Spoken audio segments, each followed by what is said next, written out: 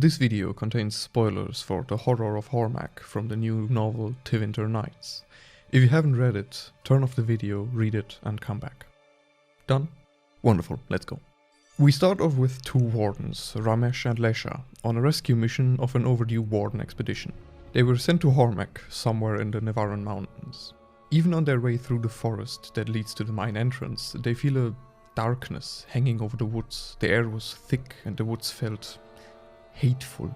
Although they are riding warden horses, which are trained to be less fearful than regular ones, one of them runs off in fear, but doesn't get far.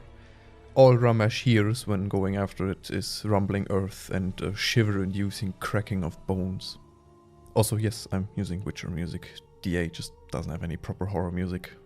I'm sorry. He returns to Lesha, who is with someone. A young warden recruit that came stumbling out of the woods.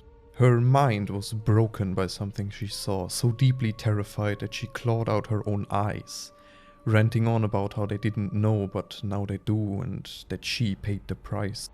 Her horror ran so deep that she even chewed through the restraints they put on her in the night, and a little further away from the camp tore open her own wrists, ripping out veins and tendons with her teeth. While examining her body, she suddenly spewed out several liters of grey, slimy liquid, more than any body could ever even hold. After burning the body, the two of them venture towards the mountain. They come across a battlefield with copious amounts of blood and darkspawn corpses. The blood is definitely human, but there are no corpses to be found anywhere.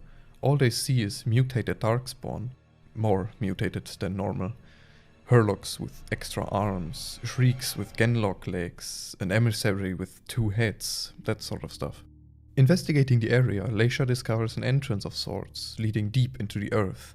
Above the entrance, in dwarven runes, is written a single word. Hormak. Hormak. Yes, really. Hormak. Consistent spelling was far too much to ask. It's right there in the literal title of the story. Moving on. They venture down, fight some more mutated darkspawn, and then find a hidden door leading further underground, which they go through despite their better instincts. The walls are painted with figures, a queen, a supplicant, and a monster. As they go further, the supplicant and monster change slightly but obviously with each painting. The queen changes as well, but her change is slight, more subtle. With each succeeding painting, her smile seems to become broader, crueler. After a bit, Ramesh and Lesha arrive in an enormous hall with delicate bas-reliefs set into the wall made of millions of small gems. They depict multiple scenes from ancient times. The first shows elven kings and queens holding court with their loyal subjects kneeling in respect. Then another shows elven mages drawing disease and injury from the sick and dying. Finally, the last one shows intricate aravels being drawn towards distant mountains by armies of Hala. But the room clouded their senses and twisted the pictures to look as though they were depicting scenes of glory and benevolence. As they regained a clear mind, they saw the bas-reliefs for what they actually were. The elves kneeling before their rulers weren't doing so out of respect, but because they were terrified of their rulers looking down on them in contempt and disgust. The mages weren't drawing disease and corruption from the sick, they were infusing them with it. And the once beautiful Hala were twisted, wrong. They looked insectile with too many horns, and the aravels they were drawing were barred, almost like prison cards. Having seen enough of this, they do the logical thing and go further in. Wait, what? Yes, they go deeper into the mutated lines then, in which they eventually find the source of all their mutated creatures. A large pool with grey liquid and a yellow-green glowing lyrium crystal above it. In the same room they find who they were looking for, Ramesh's love, a warden by the name of Jovis. But Jovis has had a bit of a makeover. He was fused together with the consciousness of a giant onyx snake thing. After exchanging a few words, they are attacked, and Ramesh only manages to escape through Lesha sacrificing herself by blowing up the lyrium crystal. But that doesn't kill the beast. What does, however, is dropping the entire mountain on it by detonating several lyrium charges. The story ends with Ramesh intending to return to Weishaupt to warn the wardens of what they discovered, since the bas reliefs showed 11 other mountains. Not sure how he plans on doing that, since the idiot blew up all of his supplies, and from what I gathered, he's in the middle of backwater Nevarra. That concludes the story of the horror of Hormak. But why is there so much time left on this video, you might ask? We're the Dragon Age community. We read into everything they give us extensively, even if there seems to be nothing there. We'll find something. And let me tell you, this story is a cesspool of speculation and lore tidbits. Before we begin, however, I want to thank everyone on Katie's Discord that speculated with us in the Horror of Hormak channel, including Kelvin, Veleth95, Swiper, Ginkis, and of course the legend herself, Katie. This video was made possible with the help of all of them, so thanks for that. You brought it upon yourself. Finally, let's establish some ground rules before we get to the big hypothesis.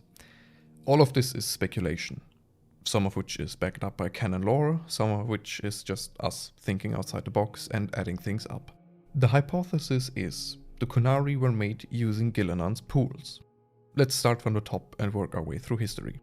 Legend goes that Gili kept apart from the people to make beasts that none had ever seen. This is in line with what we have seen with the pools, because if under a mountain and behind a hidden door isn't apart from the world, I don't know what is.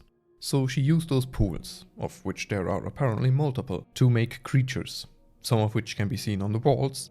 Andrul hunted them down, but eventually approached Gili and offered her the power of the gods in exchange for her to stop creating. Working hypothesis is also that the lyrium crystal and the pool behave erratic and monstrous because of the veil. As many other things back in those ancient days, the pools might have been intrinsically tied to the fate, which allowed it to work after a blueprint that was made by Gili.